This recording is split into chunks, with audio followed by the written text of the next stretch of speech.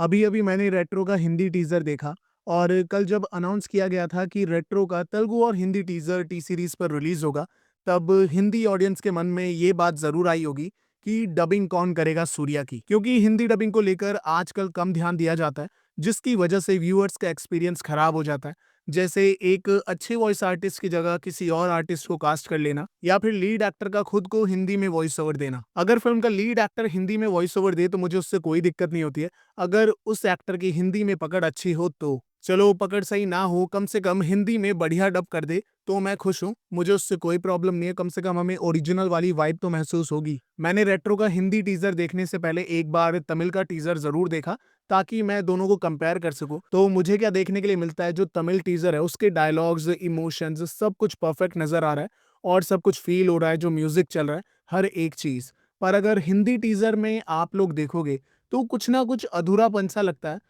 और वो इसलिए क्योंकि जो सूर्या ने टीजर में खुद को डब किया है, उनकी जो रियल वॉइस है वो बढ़िया है। मैं मना नहीं कर रहा हूँ, क्योंकि मैंने उनकी फिल्में तमिल में खुद देखी है और मुझे उनकी वॉइस ओवर बहुत अच्छी लगती है।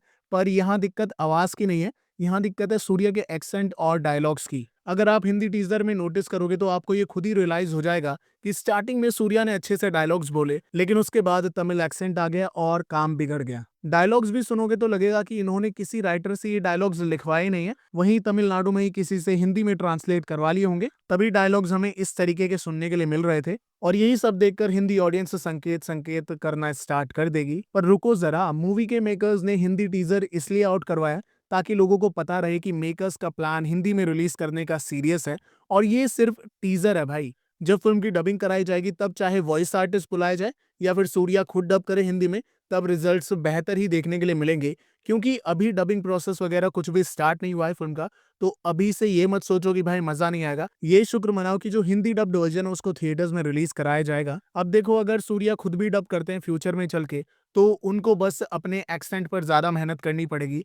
और अगर उन्होंने एक्सेंट पकड़ लिया हिंदी वाला, फिर तो मजा ही आ जाएगा। और अगर हमें उनके मुंह से पैदा की जगह पैदा सुनने के लिए मिला, या फिर प्यार की जगह पीआर सुनने के लिए मिला, तो भाई तो फिर क्या ही कह सकते हैं। इससे अच्छा तो वॉइस आर्टिस्ट को हायर करना ही बेहतर रहेगा। सूर्या की फैन फॉलोइंग अच्छी खासी है नॉर्थ मार्केट में। वो अलग बात है कि कंगवा ने सब कुछ बिगाड़ दिया है, पर रेट्रो से सबको बहुत ही ज्यादा उम्मीद दिख रही है, क्योंकि फिल्म के डायरेक्टर हैं कार्तिक सुब्बाराज, जिनकी फिल्में ज्यादातर बढ़िया ही होती हैं। संतोष नारायणन का म्यूजिक होगा फिल्म में, जो टीजर में कहर ढा रहा है। इतना प्यारा म्यूजिक सुन के दिल को सुकून मिल गया।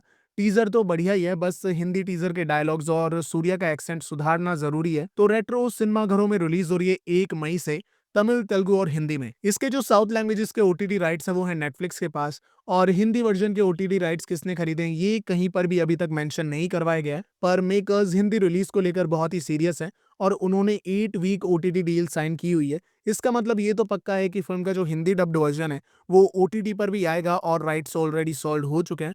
पर किसको क्या पता। अब आप लोग बताओ कि आपको रेट्रो का हिंदी टीजर कैसा लगा, डबिंग कैसी लगी। आई नो कि ज्यादातर लोगों को तो यही लगेगा कि हाँ, संकेत मात्र होता तो और मजा आता। हाँ, मजा तो आता।